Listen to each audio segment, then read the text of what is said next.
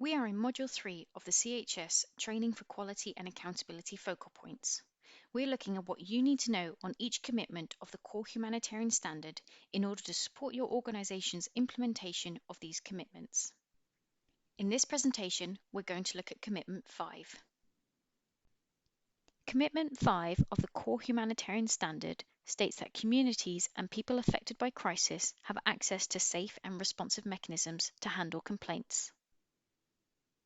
The quality criterion is that complaints are welcomed and addressed.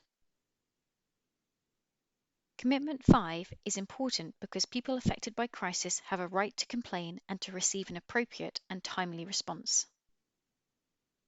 Complaints can alert organisations to serious misconduct or failures in a response, allowing timely action and improvements.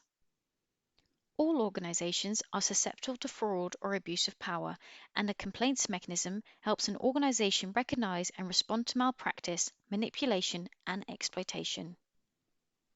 Verification data collected by the CHS Alliance shows that Commitment 5 of the CHS scores the lowest out of the 9 commitments in terms of implementation. Organisations might have policies in place related to complaints and feedback, but putting those policies into practice often proves challenging.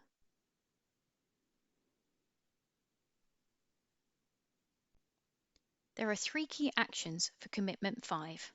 All are accompanied by a PSEAH requirement, that's prevention of sexual exploitation and abuse and harassment. Key Action 5.1. Consult with communities and people affected by crisis on the design, implementation and monitoring of the complaints handling process. The prevention of sexual exploitation and abuse and harassment requirement to fulfill this key action is that communities and affected people will also be consulted on how the complaints handling process will accommodate SEAH. Key Action 5.2. Welcome and accept complaints and communicate how the mechanism can be accessed and the scope of issues it can address.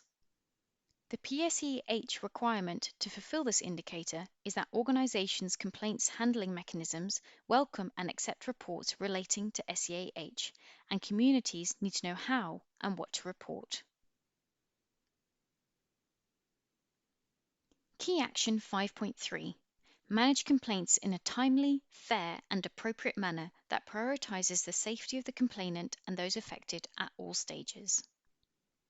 The PSEAH requirement to fulfill this indicator is that complaints and reports relating to SEAH need to be managed in a timely, fair, appropriate and safe manner.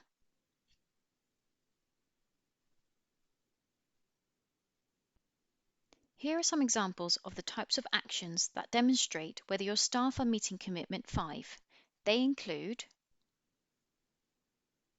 consulting communities on the design, implementation and monitoring of complaint handling processes, including processes that specifically accommodate SEAH reports. Putting in place context-specific complaint mechanisms. Designing and sharing context-appropriate communication materials on complaint mechanisms and the Staff Code of Conduct and SEAH. Keeping dashboards up to date and tracking the types of complaints received and how and when they are resolved. And finally, having contextualized guidance for survivor-centered support. Take a moment to consider this. Do your teams carry out these processes in order to ensure that communities have access to safe and responsive complaint mechanisms? If not, there might be examples on this slide that become part of your CHS implementation or improvement plan. Take a moment to write them down. Like the key actions, each of the organisational responsibilities for Commitment 5 is accompanied by a PSEAH requirement. Organisational Responsibility 5.4 requires that complaints handling process for communities and people affected by crisis is documented and in place. The process should cover programming, sexual exploitation and abuse, and other abuses of power. To fulfill the PSEAH requirement indicator, there needs to be a documented complaints handling and investigation process in place which specifically addresses SEAH, is survivor victim-centered, and sets out mandatory reporting obligations relating to SEAH. Organizational Responsibility 5.5, an organizational culture in which complaints are taken seriously and acted upon according to defined policies and processes has been established. The PSEAH requirement specifies that SEAH complaints are taken seriously and acted upon according to PSEAH policy and processes.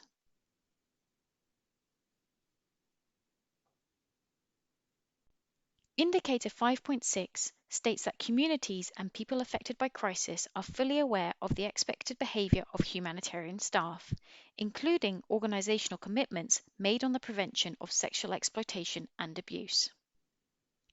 The PSEAH requirement to fulfil this indicator is as follows.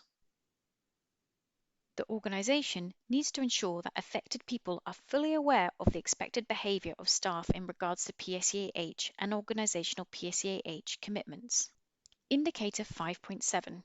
Complaints that do not fall within the scope of the organisation are referred to a relevant party in a manner consistent with good practice. The PSEAH requirement to fulfill this indicator is that the organisation needs to refer SEAH complaints that do not fall within the scope of the organisation to a relevant party in a manner consistent with good practice. Here are some examples of policies or guidance that contribute to the organisational responsibilities in Commitment 5. 1. Complaints handling policy that specifically includes SEAH and mandatory reporting channels. 2. Complaints handling and grievance procedures. 3. Whistleblowing policy and procedures. 4. Policy on prevention of sexual exploitation and abuse. 5. Contextualized information dissemination and monitoring plan. And finally 6. Referral policy and risk management frameworks. Does your organization have all of these in place? If not, there might be examples on this slide that could become part of your CHS improvement plan. The success in fulfilling the requirements of Commitment 5 will in part be determined by the culture of your organization. As a reminder, this is the quality criterion of Commitment 5. Complaints are welcomed and addressed. The openness of staff to receive feedback and complaints is fundamental to genuinely putting communities and people affected by crisis at the centre of a response. And by staff, we mean all staff, from senior management to those working directly with communities. Trust is built in communities and with staff when the culture of an organisation welcomes, encourages and acts upon feedback and complaints in a timely manner, and there are no repercussions for the complainants. There must be clear, organisation-wide expectations on the establishment, management and training on complaint mechanisms, as well as the requirement to communicate with communities about the mechanism. Contextualized mechanisms are based on consulting all relevant demographic groups on the design of the mechanism. This means that communities prefer to make complaints and communicate with organizations will vary from one location to another. Local mandatory reporting requirements will of course vary as well. Under Commitment 5, communities are asked a few questions.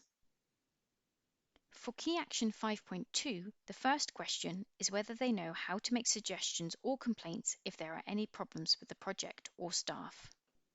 The second question is whether they feel if it is easy and safe to make a suggestion or complaint. For Key Action 5.3, communities are asked about their level of satisfaction with responses to complaints.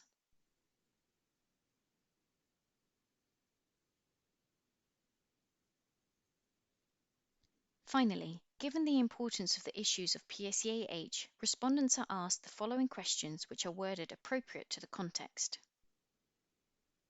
Firstly, how and what would make them comfortable to complain about the behaviour of humanitarian actors, specifically around sexual exploitation and abuse, fraud and corruption? And secondly, whether they think people in their community feel able to report instances of abuse or mistreatment by aid providers. This is the end of the presentation on Commitment 5. To recap, Commitment 5 states that communities and people affected by crisis have access to safe and responsive mechanisms to handle complaints. We have seen that this commitment has many PSEAH requirements and requires relevant contextualization, in particular on how information is shared with communities and how they can complain. Take a moment to reflect on this presentation, and then, when you're ready, move on to the next one.